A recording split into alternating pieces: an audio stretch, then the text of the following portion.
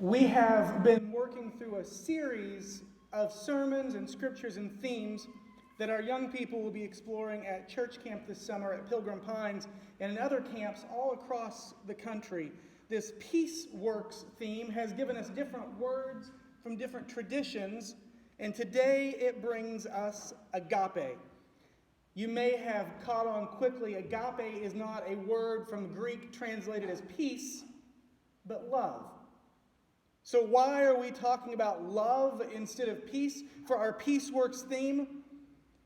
Because agape is not peace, but it's a love that allows peace through forgiveness, grace, and reconciliation. In some ways, agape sets us a model from God for what peacemaking can look like. Last week we looked at Jacob and Esau and all their conflict. We talked about how we see ourselves in their story of brokenness and that longing we all have for peace, that Hebrew word shalom. And then today God says, when you don't know where to start, when you don't know what else to do, Jesus knelt down and washed the feet of his disciples and shared agape. Forgiveness, grace, and reconciliation, a type of love that can lead us to peace. Now, these words are not synonyms. They're all different, and they all have a little bit of explaining what God's unconditional love is all about. Forgiveness, grace, and reconciliation made known to us in Jesus Christ. In our story today, Jesus is demonstrating what God's love looks like, what it sounds like, what it feels like. What might agape look like? Maybe it looks like the creator of the universe stopping everything to tend to the needs of one creature such as us. Maybe it looks like an ancient story retold in a new time, in a new place. Maybe it feels like warm water on aching, dusty feet as Jesus kneels down and washes the feet of his disciples. Sounds really good, right? And yet, Peter's response to this beautiful moment, this beautiful invitation to God's love is to say, no thanks, not for me today. I'm not worthy. I think we can identify with Peter's response. We've all had our own moments, our similar conversations with God, us and those around us. Jesus says, here is agape given to you. And I say, thanks, Jesus, but I don't know what to do with that. And Jesus says, but I'm Jesus, and I'm offering you love. And we say, sorry, but I'll probably just make a mess out of it. Jesus says, here is agape given to you. And you say, yeah, but I'm love intolerant. Everybody says so. And Jesus says, but I'm offering you unconditional love. Here it is. And we say, it'd probably make me throw up. Go ahead and keep it. Jesus says, here is agape given to you. And we say, yeah, but they told me I was a sinner and I don't deserve it. Sorry. Jesus says, here is agape given to you. And you say, no thanks, I've got doubts. I'm not sure I'm allowed to do that. Jesus says, here's agape given to you. And we respond, sorry, but I'm gay and some straight minister said I can't have it. Or somebody still in the closet said I should stay there too and just be miserable. Jesus says, here is agape given to you. And we say, sorry, I'm an addict. What would I do with that? Jesus says, here is agape given to you. And we decline the invitation. We refuse the gift.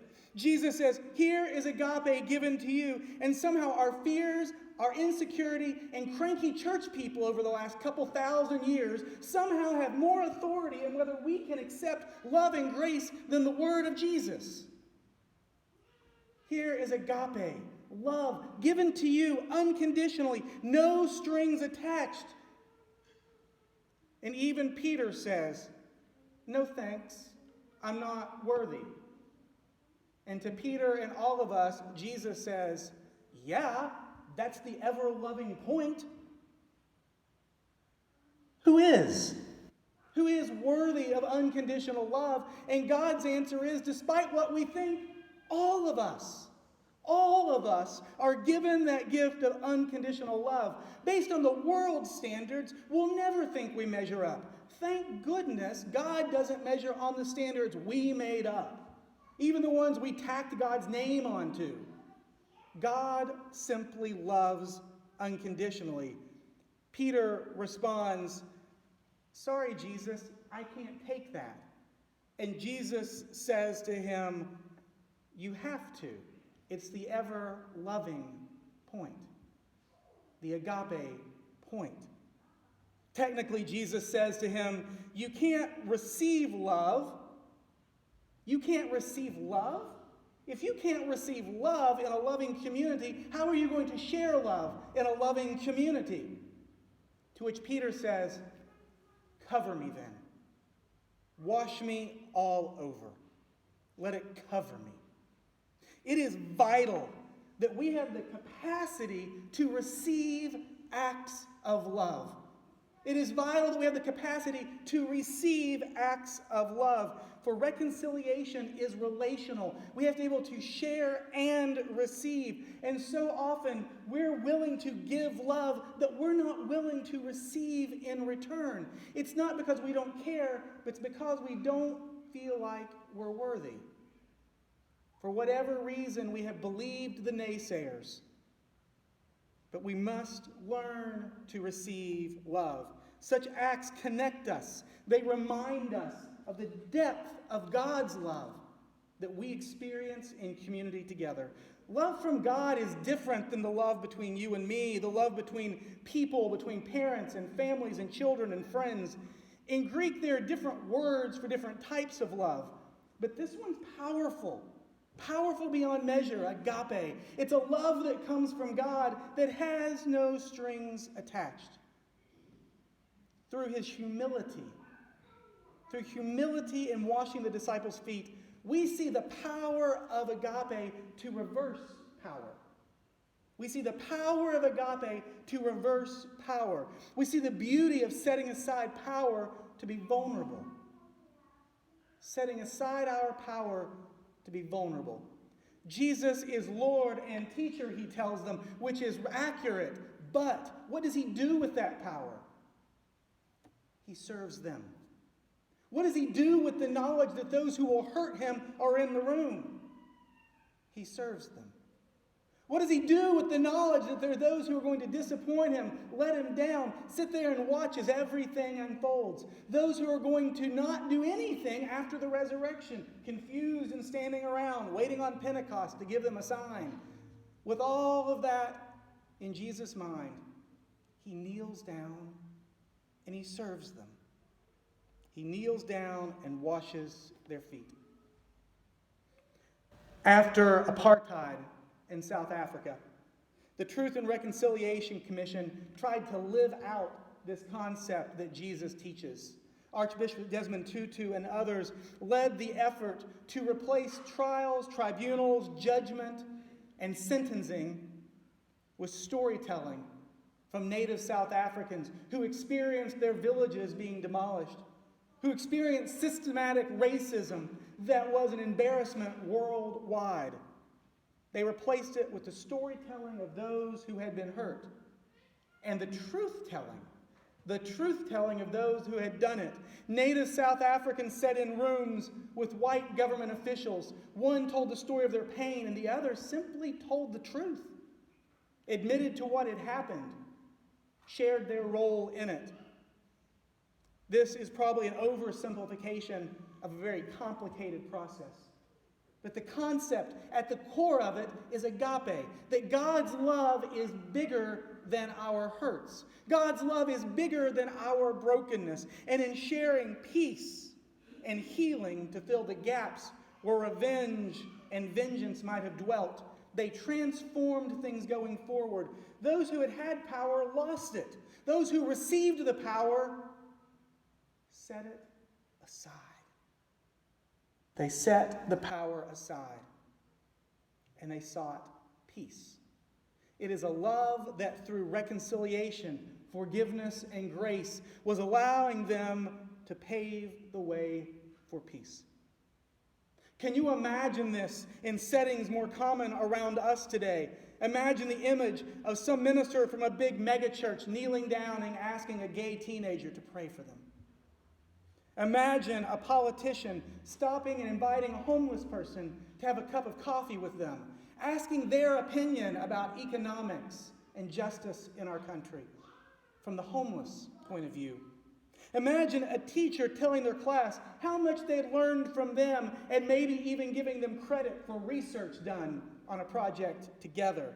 Imagine a business leader who buys an old apartment complex and then turns the tenants into a homeowners association and steps away and lets them lead. Imagine the parent who starts learning to ask their child for help when their child is still young and needs them. Imagine the ways we could set aside power and create systemic change. Agape invites a systemic change of power that leads to peace. It's not just a love that's warm and fuzzy. It's a love that changes the dynamics, the expectations of what could happen, of what will happen, relationally and structurally. Agape invites a systemic change of power that brings about peace. It's a love where servants and leaders are the same, where teachers learn from students, where rich empower the poor. Agape invites a systemic change of power that brings about peace, where those with no voice have their concerns shared by those who are loud. It's a love that is more important than ego, credit, or machismo. It's a love that's more important than fairness or even righteousness. It's a love that is more important than fairness or even righteousness. It's not about what I deserve, but a love shared because God did and we can. Agape, love them. Agape, serve them with humility and grace, just like Jesus. Jesus presents a world-changing concept of peacemaking. For friends, for enemies, for those who have failed us, and for those we have failed. Agape, love them. Agape, serve them with grace and humility, just like Jesus. This chapter 13 of John that Ellie read from goes on and ends with this familiar verse. Jesus says, I give you a new commandment, that you love one another. Just as I have loved you, you also should love one another. By this, everyone will know that you are my disciples, if you have love for one another. So what does this love look like? It looks like warm water on aching feet. It looks like an ancient story retold in a new time, a new place, lived out in a new community. It looks like the creator of the universe stopping and stooping down to tend to each creature, each person, where they are. It looks like Jesus kneeling to wash the feet of his disciples. God's agape. May we be willing to receive. May we be ready to share. Amen. Amen.